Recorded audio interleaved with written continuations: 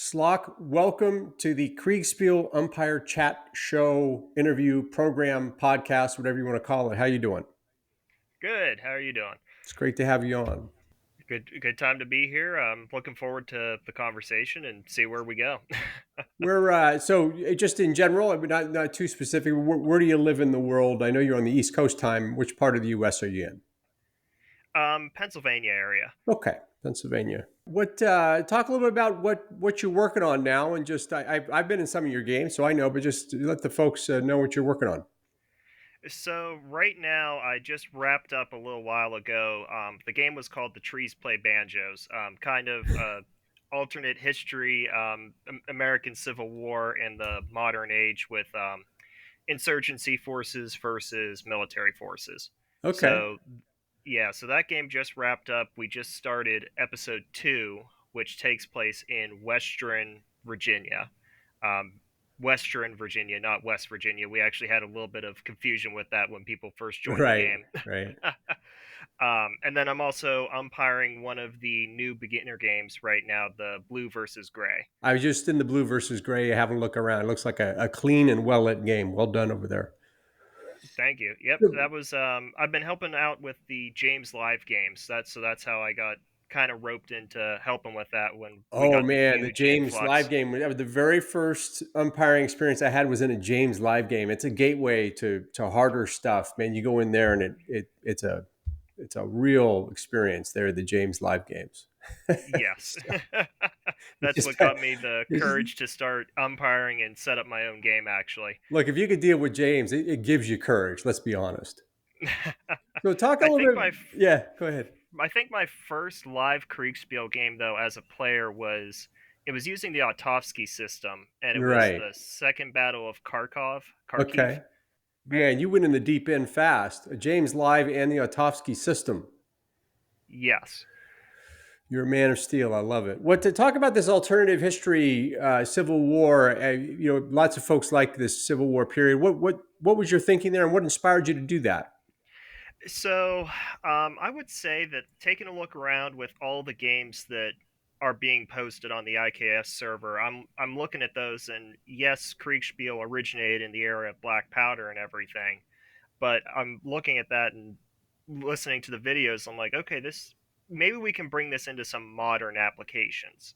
And even though I'm not an expert in that field, my field is more World War II. I would say late 1860s to World War II. That's what I mostly focused in on when I was a history major. Okay, But I was like, let's see if we can maybe tweak these systems around a little bit and see if we can fit Kriegspiel to run an insurgency, and maybe I'm not using the term correctly, asymmetric warfare type deal. yeah, So that's really experimental. I'm say with my rule set right now, it's in the beta phase. So still sure, some adjustments to be made with it, but I'm feeling pretty confident with getting a nice process down with it. great. Well, let's walk through some of the elements of it. How do the scenarios tie together?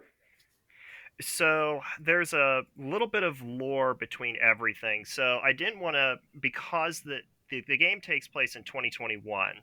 Um, got rid of any known candidates or anything like that. We're not using any real people because I don't want politics. I want this to focus more in on the wargaming aspect. I don't want the politics involved with it too much. Sure. So from that, both candidates run into unforeseen events. Military ends up taking over the government, and America balkanizes more or less.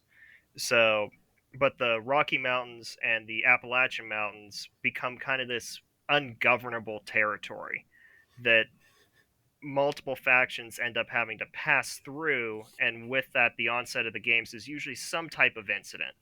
So, in the Hmm. first game, it was off the PA Turnpike, and a military battalion gets lost, goes through a town. The locals interpret this that they're there to raid the store's supplies.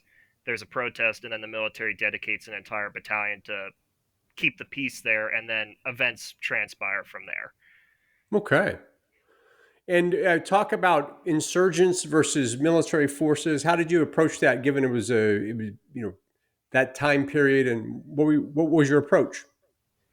So the approach is more it's interesting because there's a lot of systems with communications and everything like that. So some of the stuff I definitely had to slim down as an umpire to allow me time to actually process the turns.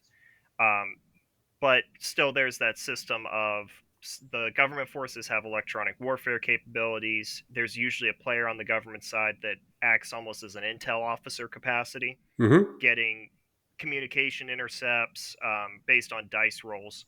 The higher the dice number, the more intercepts they get. If they guess a correct frequency or there's a militia group operating within their area of triangulation, they may even be able to listen in for a full turn on the militia communications. Right.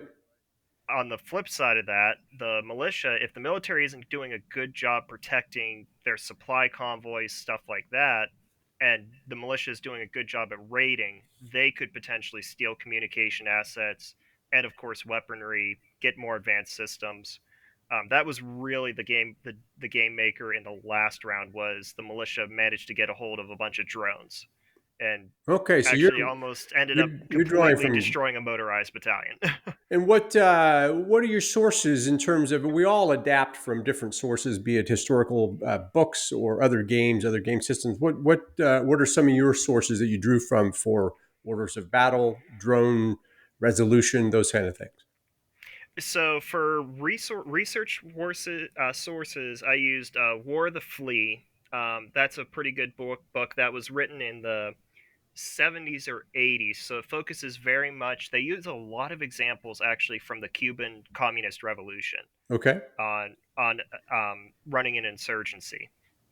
There's a really good book right now, and I believe it was published for free. It was made available via the public archives and stuff. It's called Asymmetric Warfare Strategies and Tactics for the Modern Age. And that one really covers a broad basis of topics. Really, the middle of it is more the actual tactical stuff that I'm looking for, but it covers everything from how these different factions like take Iran and Israel, Hmm. how they manipulate the news cycles to Wow. get other factions that may not have a aren't directly involved in the conflict to think different things about what's going on with the conflict and muddy the waters on okay, which side is really in the right, who can you really believe with this. And I have a element of that with my games that we have a social media channel that the spectators are actually allowed to put some input for the players to see in there. We're Right. trying to kind of create some guidelines with that, see what exactly we can do with that. I know as a spectator, you're not typically active in a game, but for me, this was like, hey, this is a way to have someone who can be in another unbiased role because as an umpire, you have your own biases to a degree. You're supposed to be unbiased as much as possible, but you get to see what players are being more active, what players are getting the swing of the game and everything, where spectators could be like, oh, this happened in the AAR. I'm going to make a post that some guys in uniform are roaming through my backyard in this town. And then the militia might pick up on that. I am in your server, and I thought that was an intriguing idea. Is using spectators as a source of fresh content. I think that's a superb idea. It's working out pretty good. Like I said, with the spectators, you need active spectators for it. Right. Um, And then you did mention about the order of battle. So, like I said, I'm not an expert in this. A couple of the players, though, are in the active duty military right now in the U.S. military. So I've been Okay. drawing from them for some orders of battle. But because it's a civil war, that gives us the ability to kind of play around with the order of battle a little bit. These divisions may not be full strength.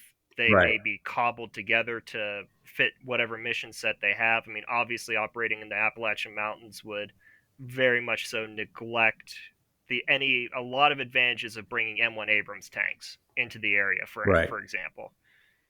Yeah, by definition, a situation like that would have constrained resources, and so you wouldn't see full orders of battle. You'd see kind of portions of units and detachments and things like that. So that's interesting.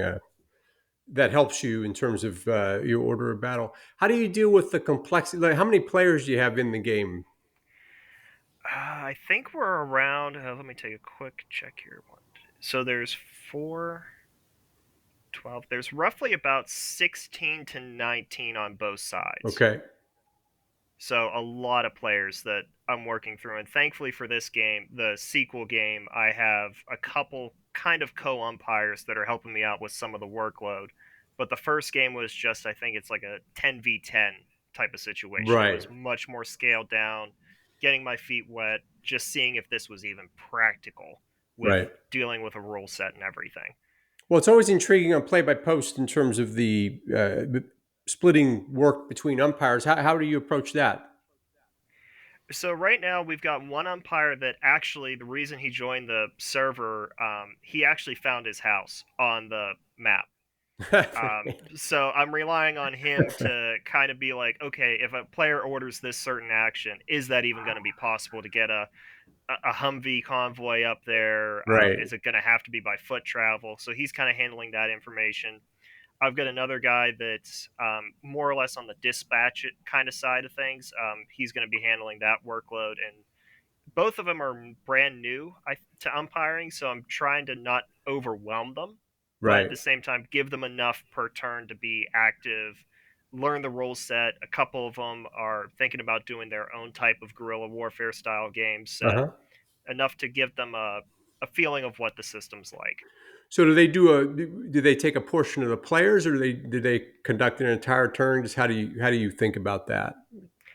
I don't have them assigned to any players right now. At Okay. some point, I would like them to be because obviously, as an umpire, you don't really get to play the game. You make games that you would want to play, Right. and my hope is that this rule system works out enough that someone can then be like, "Hey, I want to run this game, and I can actually be a player in the game." Okay. So they're riding along basically, and they might be able to take a future scenario and run it.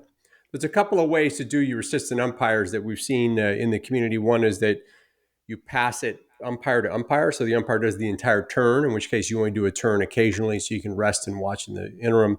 And one of the ways I've assistant umpired is that the lead umpire would do all of the resolutions, but just give kind of bullet point notes. And as an assistant umpire, you take half the commands and then put all the kind of context to it and the flavor. So make it a nice polished report. So a couple ways to do it. So cool. The trade-off of the turns, we're kind of doing that with the blue versus gray beginner game. Right. Um, yeah, that one because those guys are the umpires. They're mostly new to umpiring. That one is a lot simpler, and Right. my blue versus gray game wasn't as large a scale as some of the other, like the red v blue and purple and gold. Those ones were division level. Mine was we didn't know how many overflow players we had at the time, so I'm like, well, let's take a chunk of this map and do just regimental size Yeah, I engagements. saw that. It's nicely done. You got I think it looks like 6 or 7 commands per side, and it's a nice clean game. And the result is all your screenshots are very clear because you're in tight enough that you can actually read the unit numbers and things like that. I am noticing that with the other games that there's a lot going on in those screenshots versus mine. It's a common and constant problem with umpiring is how to deal with that ability to get a screenshot that conveys that information and still capture all the action. Going back to your modern insurgency based game, what combat system you're using, and how do you broach resolving what is was a very complex number of systems in a modern environment?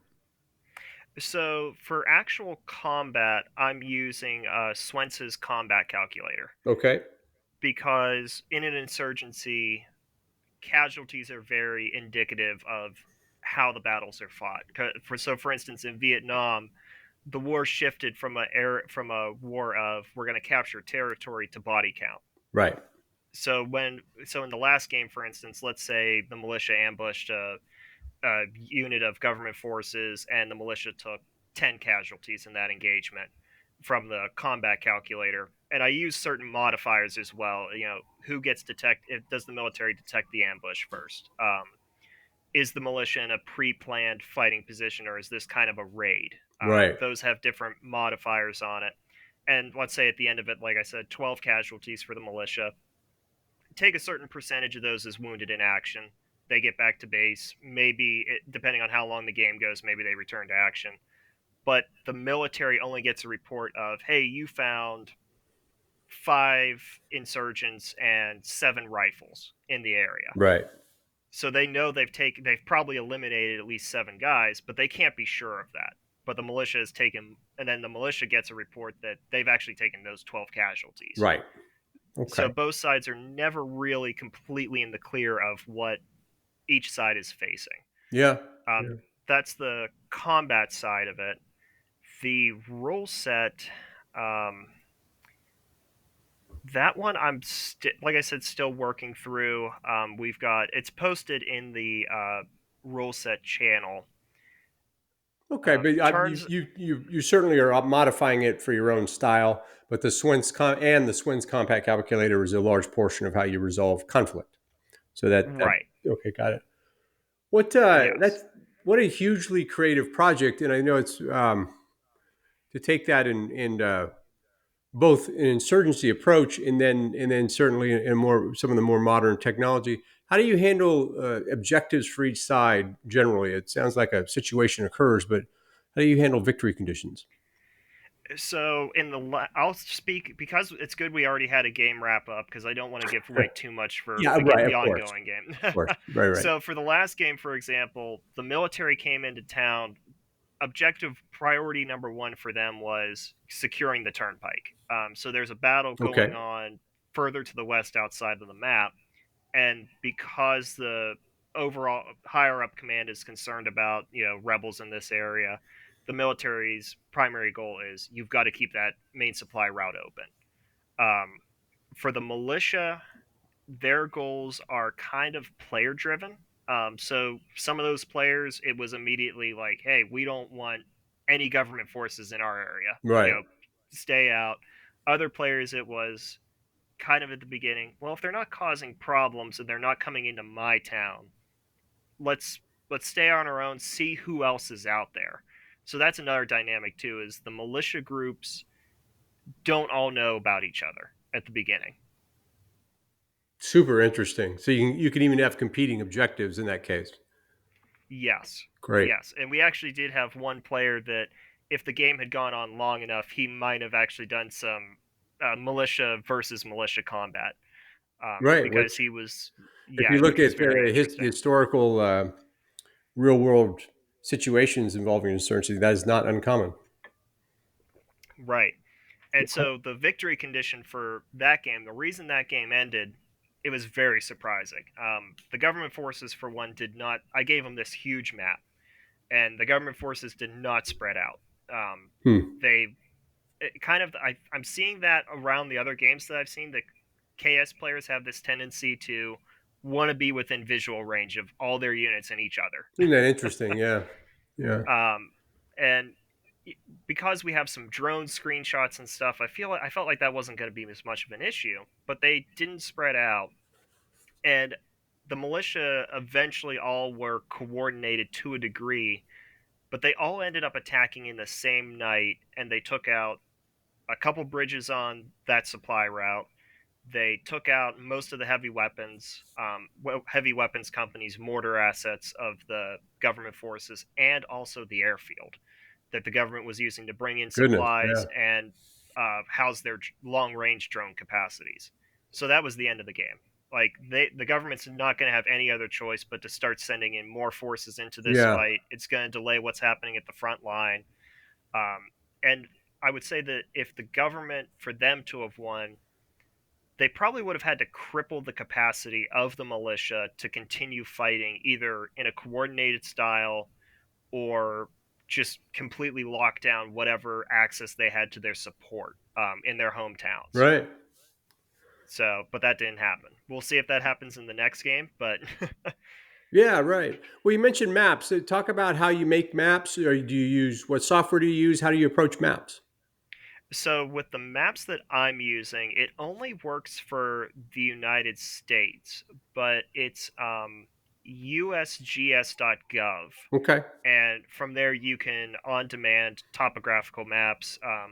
They have two different kinds. One is a larger square mile, I think it's 100 square mile map that is only terrain features, and the other one that I use is actual satellite features. They're smaller maps, and then I have to stitch those together in tabletop simulator, making a Right. module for them, all that kind of stuff. And how much modification do you do for those maps? Or those maps pretty much as is? The maps are pretty much as is, but Okay. I also supply a Google um, Google Earth, Google Maps highlight of the game area. So I want the militia players to, also the military players as well. I want them to take a look at what's already on the map and see, like one guy, actually in the last map, there's a gold bullion reserve in the area, and we just said, okay, that we're gonna assume that's already cleaned out. The war's been going on for a month, but stuff like that, that they can look at the map and see, oh, there's for instance, if we ever did one in Wheeling, West Virginia, oh, there's a Bass Pro Shops there. Yeah, we could go and raid that for supplies and get a buff on, ammunition, stuff like that to continue the fight. There Um, you go. See, Bass Pro Shops, Cabela's, all these great stores are full of stocks for so, yes, and then also FedEx. That's how the FedEx. one group started getting their drones. There's a FedEx terminal There in you the go. area, See? and they found that, were able to raid it and go through and find a bunch of like FPV drones, and Yeah. there you go, chaos ensues.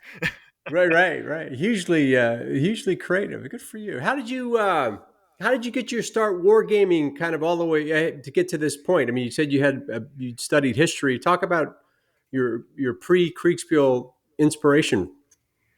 So, um, going way back, I've Sure. always had this core interest in history because we live on a family farm that's been in our family since after the Revolution. Okay. Um, and so we've had that history tied to our houses.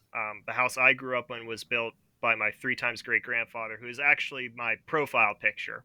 That picture Is was that taken in right? 18. Okay. You see it. Yes, it was Those taken of in you listening can see 1860. it here now. That's actually okay. That's great. So that's not Yep. some AI generated thing. That's actually an ancestor. Yes. And Perfect. so he fought in the Civil War.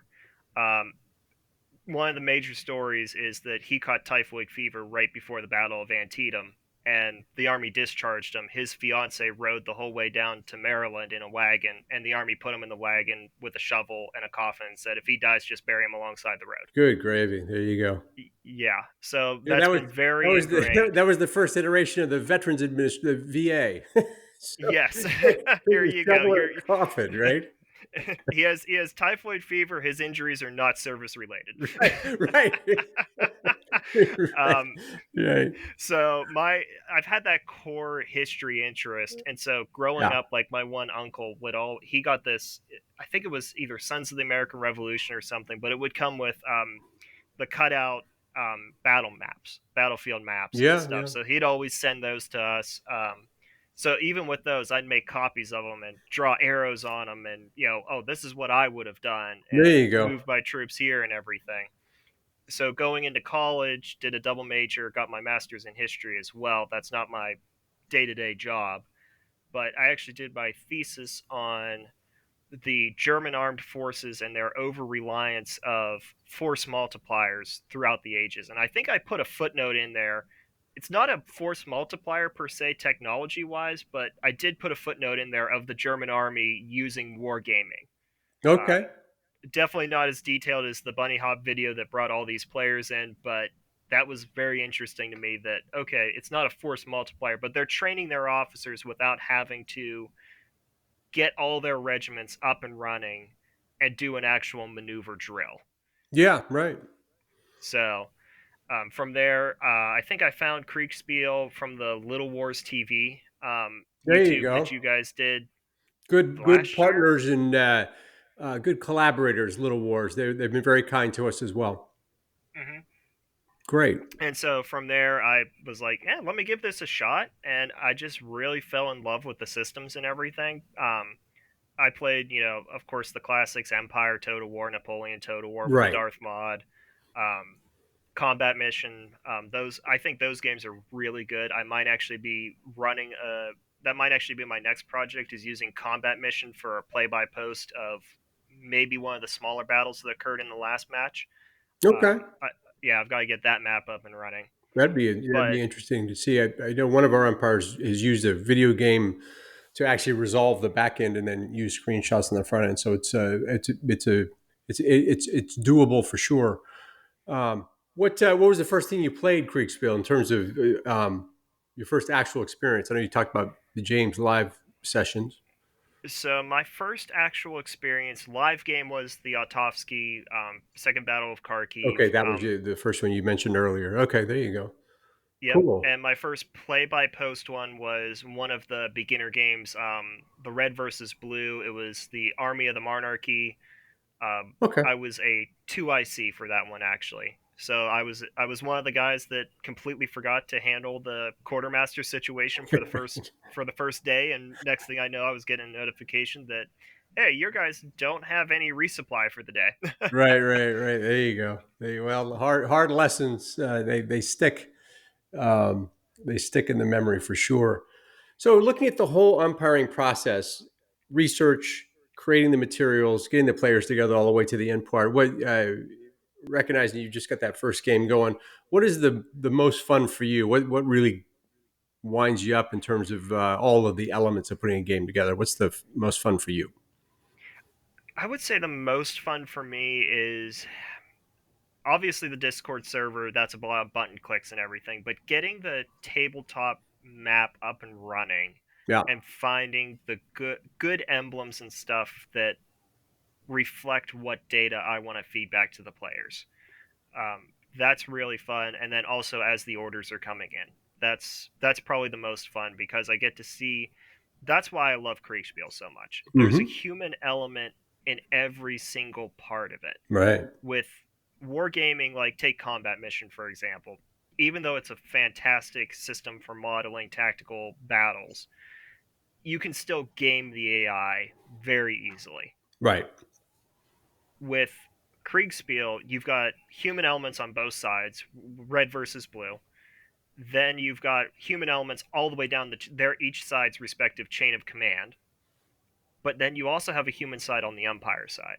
So for Right. me, when those turns come in, being able to say, okay, this is very possible. This is very not possible. Putting in those modifiers, but then still the dice come back. I think you guys talked about this in the last episode.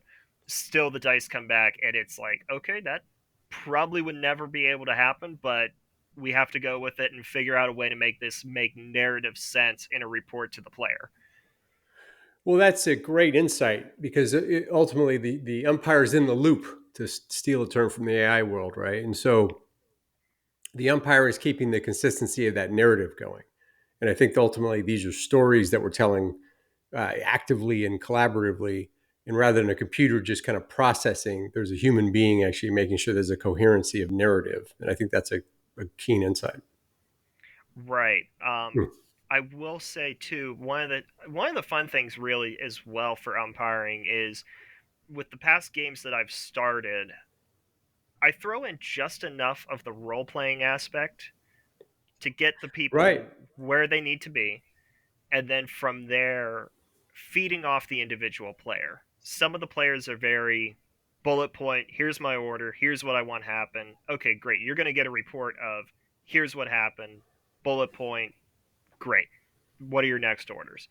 And then I've got other players that are giving their orders in quotations as if they're giving an address to their staff officer to me, Right. like, so and so, you're going to send this regiment, you're going to ride down there post haste, send this regiment to that position. Yep. And then feeding off of that for subsequent turns of, okay, this player I can do that with. I can maybe, they understand the language of the situation that we're in and going from there. Yeah. Yeah. Well, it sounds like from your approach to the insurgent leaders, for example, how the insurgent forces are organized around people. That's a very role playing approach to that game there.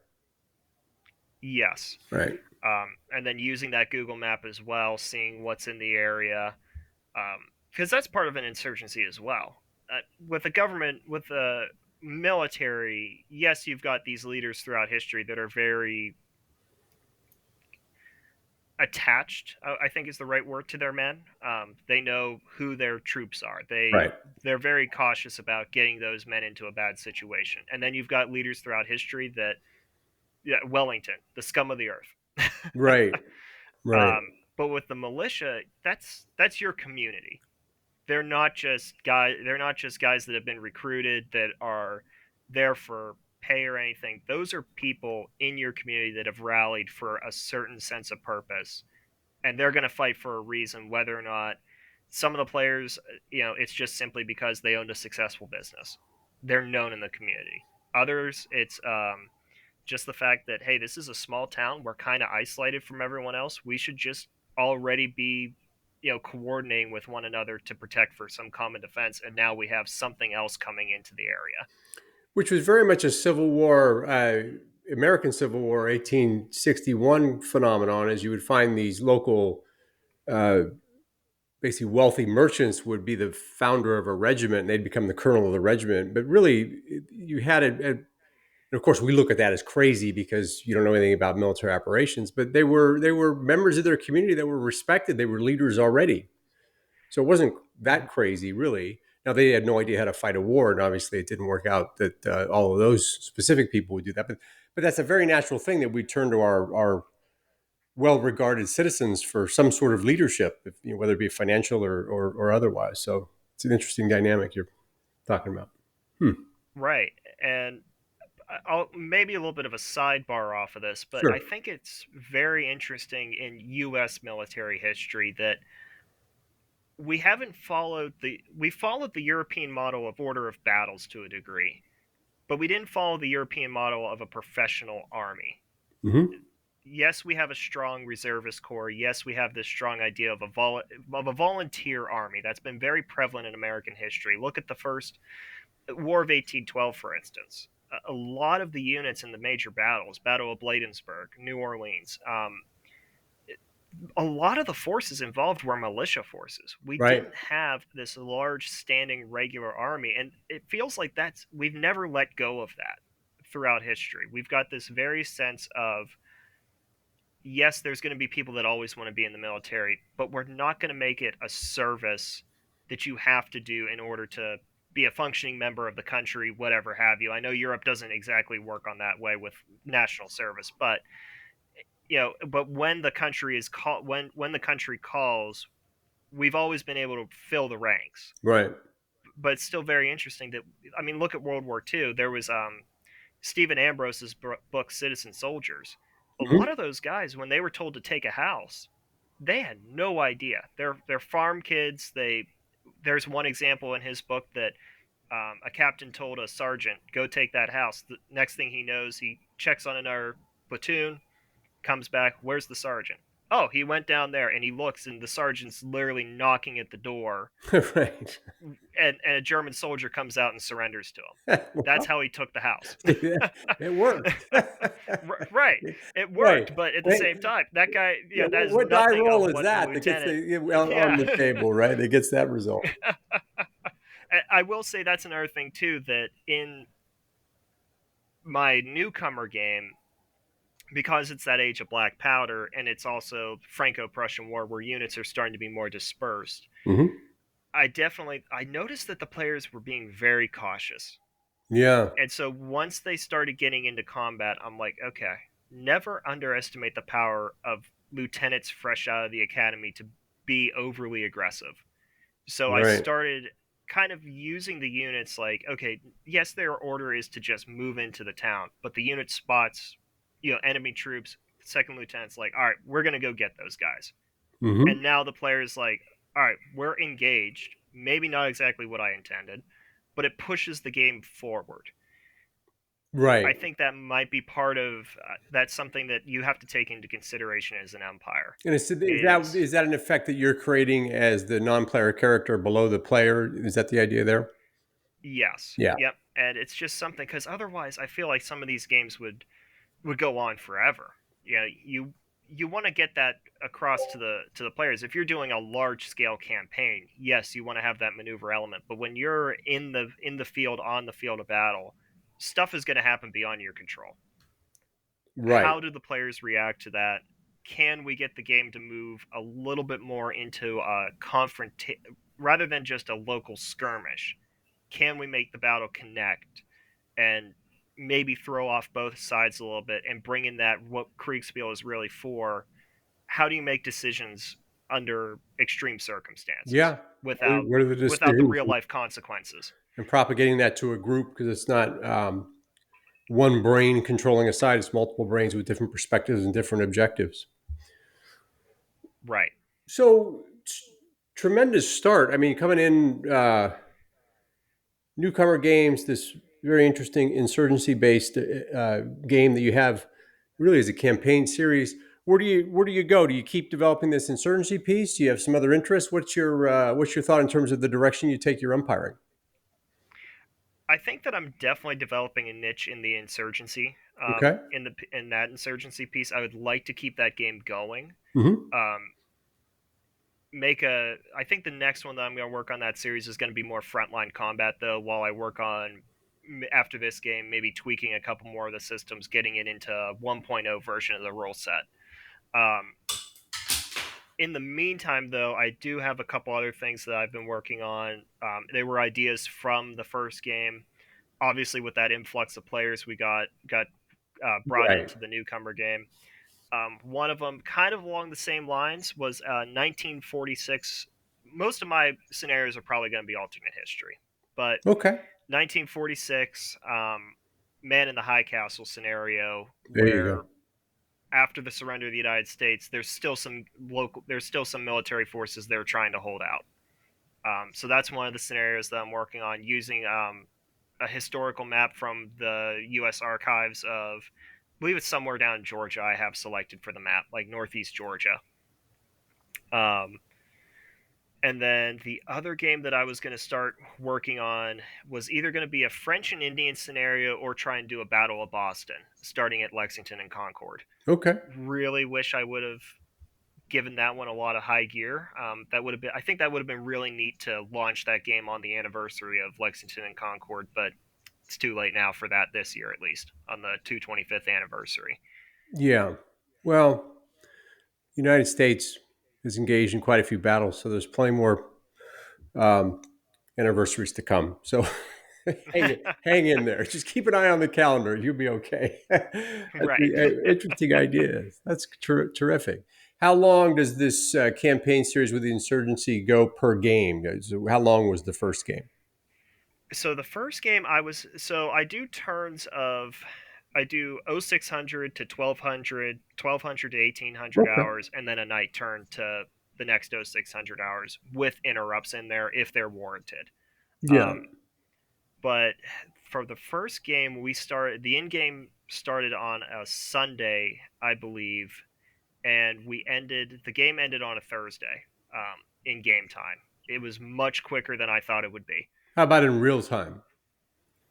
Real time, it was about a month. About a month. I think from the time, yeah, I think from Okay. the time that I started the channel, started it on March 12th, ended on 4/23, so a little over a month. Okay. And in terms of how do you organize yourself? Do you after work in the evening? Do you do it in the morning? How do you organize the actual activity of umpiring? Okay, that's a good question. So I use Discord on my phone as well. So Hmm. mornings are more administrative, answering questions, Right. answering the player pings. That seems to be when most players are active as well. Right. They check in the morning, ask their questions, all that stuff. Turns are usually in the evening for my time. I always place my deadlines an hour or two before I'm actually going to start processing the turn, Okay. just so I'm not starting to process and then all of a sudden, we get that last minute player that Yeah. right at the deadline, you've already moved the pieces. You're assuming that they're not going to do something or continue their action. And then all of a sudden it's okay. I got to backstep 5 steps now. Yeah. Yeah. What I usually do is update the TTS, the tabletop module, Uh huh. run the combat simulations, use my notepad app or just a piece of paper, write down what happened, make some bullet points of what happens, take my screenshots, copy paste those into each one of the channels with the timestamp of Hmm. what the turn is going to be, write up the reports for the players, and then get those all out in, so it's just simple copy pasting all out in one fell swoop. I use Google Docs a lot as well. Yeah. So that way, if for some reason I was delayed in resolving the turn that night, if something came up and I only get the screenshots in, great. Just copy paste those screenshots over, make a couple bullet points, and then maybe if I have some downtime the next day, I can work on writing up the So do you bring reports. everything to a Google Doc and then bring everything in Discord, or you put part of the report in Discord? Bring everything to Google Doc first, and Okay, then paste it into Discord. So I try and get all the players their updates at the same exact time. there you So go. copy paste everything in, and then just go through, bam, bam, bam, enter. So that way, both sides have an equal number of hours to I play think that's for the next terrific. deadline. You kids out there, you listen to this advice. That's good advice because it also reduces the pressure on you as an umpire. So if you do a report to someone in Discord, you're feeling the tension of I need to get all the reports out so it's fair to everybody. If you do it in another location like a Google Doc, then if you want to go back and edit something, you're not stressed out about it. So that's great. That's you found that early in your career. Good for you. Good for you. And then I will say I do lack the one thing I do lack is the posting in the after action report for the spectators. Yeah. That's always the last thing I do, and sometimes if it's a combat heavy turn or something, I'll get to it tomorrow. 2 days go by and oh crap, I didn't update the spectator after action module. Right. It's not an uncommon experience, I think. When you do that last player, you're like, okay. But the spectators are actually playing in a way; they're coming along for the ride. So it is they are important to, um, particularly if they're giving you social media reports for your game. I will say that my maybe that's like the subconscious reason I added them in for my Yeah, insurgency game. It gives me a reason because I'm sure most of us have run games where the spectators dip in, make a couple comments, and then they're bystanders. You don't even know if they're checking in anymore. This way, you know what spectators are active, and sometimes we get like with those past couple games, and right now we've got some really good spectators that are yeah. I'm always putting in shocked. some When I'm input and umpiring, and there'd be a spectator that comes in and says, "I see on line 57 of the 20 of the Third Regiment that they just made a statement about X." I'm like, man, you read all those spec. You read every single line of all. God bless you, spectator. Thank you. So those notes spectators for are any gold, because they really help draw your attention to stuff that's developing. notes for any spectators that do that in the newcomer games. You will be drafted to the Order of Umpire. That Right. happened to a couple of those You're, guys. automatically, you get like a little medallion that says, "Here you go." Um, and a ride on. Well, he used to be called Marshal. We now call him Father General. A ride on Father General's bicycle built for two, which is one of our awards that we have here at the International Kriegsspiel Society. It's an award of questionable value, but it's an award that we give out every on occasion anyway. So Father General rides you around on a bicycle built for two. Anyway, we're a strange community at times, but a fun one. So great start. You've had a tremendous start to your Kriegsspiel career, not the least of which is spending some time with James in the live environment. So let's set your early days. Talk about what advice you would give to a brand new umpire or things you've discovered as you start here that would help a new umpire really get up to speed quickly. Okay. So make sure that your Discord channels, your servers, and everything that is going to be the bread and butter of. It's Yeah. not. It's not the tabletop sim. It's not. It could be the map you use depending on what type of environment you want to create for your players, but it's going to be making sure the Discord server is easy and understandable. No one's getting put in the wrong place, which I'm sure we've all been guilty of. One of my players, he was in wrong place one time, and I just told him, "Hey, you had a dream, and it's weird. You woke up and you were in two places at once for in your dream, and now you're back where you're supposed to be." There you go. The old dream sequence. Yes, but make sure that you know where everyone's going to go. Take the time. I would say starting a game, if you're going to start a game, set up your Discord server first. Figure out what Yes. factions you want to have. Figure out, okay, what player commands do you want to have? Get that all set up first because Discord is very click heavy Yeah, to that's get a the great piece of channels set advice. up and Yeah. everything. Yeah. Yeah, so get that set up, then you can work on the tabletop module. That's going to be pretty easy. Find your map, import it, get the game pieces that you want, and go from there.